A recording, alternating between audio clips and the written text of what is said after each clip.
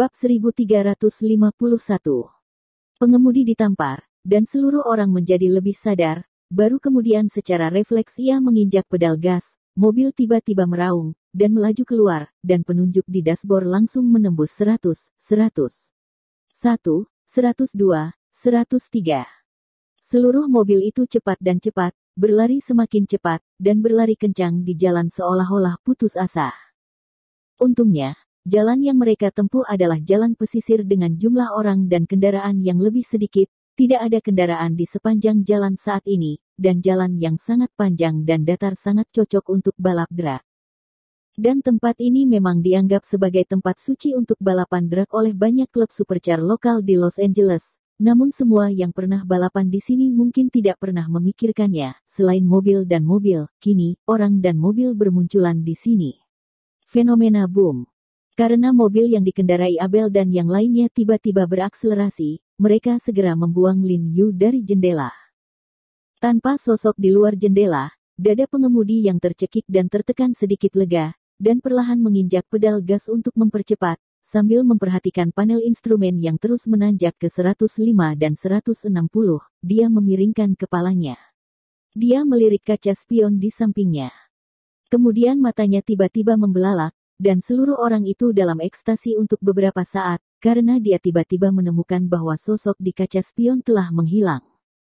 Ketiga sosok itu hilang. Tidak ada keraguan bahwa kecepatan mereka terlalu cepat, dan Lin Yu dan mereka bertiga dibuang. Bos, anak itu tidak bisa menemukan bayangan lagi, haha. Air mata bahagia pengemudi keluar, dan dia sangat bersemangat, sialan. Ternyata anak ini juga manusia, dan ada kalanya anak ini tidak bisa menyusul. Betulkah? Ketika Abel mendengar hal ini, dia langsung gembira, dia mencondongkan tubuh ke depan dan dengan hati-hati melihat ke kaca spion di samping pengemudi, dan menemukan bahwa memang tidak ada sosok di kaca spion. Haha, bagus, hebat. Akhirnya kita menyingkirkan anak ini. Abel sangat bersemangat dan berkata, aku ini, dia sangat hebat, dapatkah dia memiliki mobil yang berjalan cepat? Hanya pada saat inilah goncangan besar di hati Abel mereda sedikit. He Jiarong memang cabul, tapi sekarang tampaknya penyimpangan ini tidak begitu menyimpang sejauh mesin. Bum bum bum. Tanpa diduga, begitu suara Abler turun, tiba-tiba terdengar suara perkusi di kaca kabin penumpang di sampingnya, persis sama seperti sebelumnya. Abler menggigil ketakutan, menoleh dengan ngeri, dan kemudian matanya meledak. Sosok yang familiar muncul lagi di jendela mobil. He Jiarong benar-benar menyusul lagi. Bagaimana ini mungkin? Abler hanya merasakan 5 guntur, dan dia hampir gila. Dia menoleh dan melirik kecepatan 167 di dashboard, mengira dia pasti berhalusinasi. Hehe.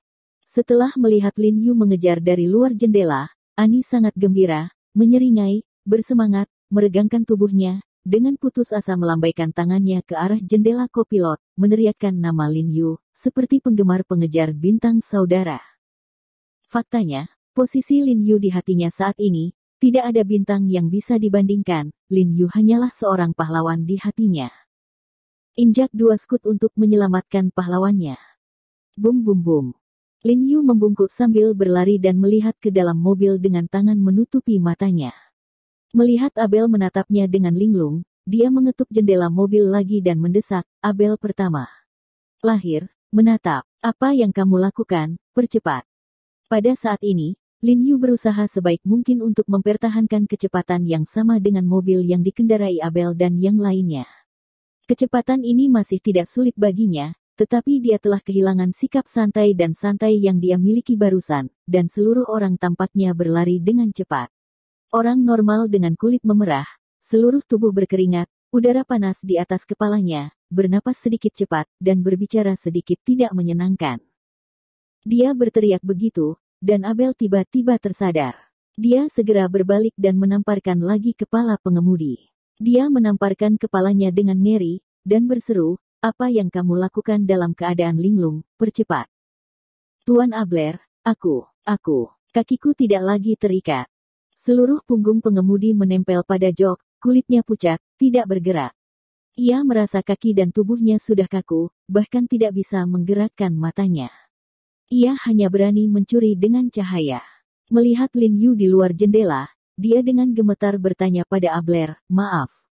Tolong tekan lutut saya dengan tangan Anda."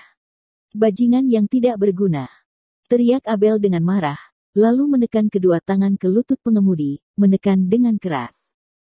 Ledakan.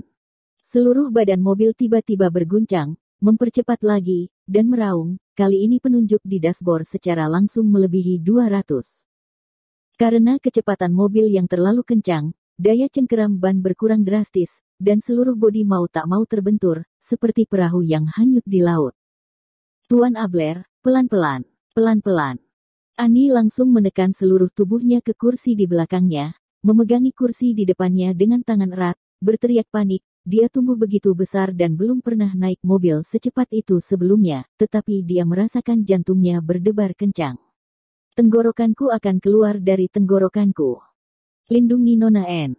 Abel mengangkat kepalanya dan menyerbu kedua tangannya di kursi belakang dengan perintah yang dalam. Tangannya masih menempel kuat di kaki pengemudi, tubuhnya gemetar, dan dia berkata dengan kebencian, "Aku tidak percaya, tubuh yang berdaging dan berdarah, tanpa diduga bisa berjalan lebih baik dari mobil." 10 detik kemudian, dia mengangkat kepalanya dan menatap kaca jendela taksi dan kopilot. Melihat tidak ada orang di kedua sisi, dia tersenyum bangga. Yah, dia tidak bisa mengejar sekarang. "Tuan Abler, hentikan, hentikan." Saat ini, pengemudi tiba-tiba berteriak dan berteriak dengan panik, "Tidak ada jalan di depan, tidak ada jalan." "Apa?" Wajah Abel berubah sangat ketakutan.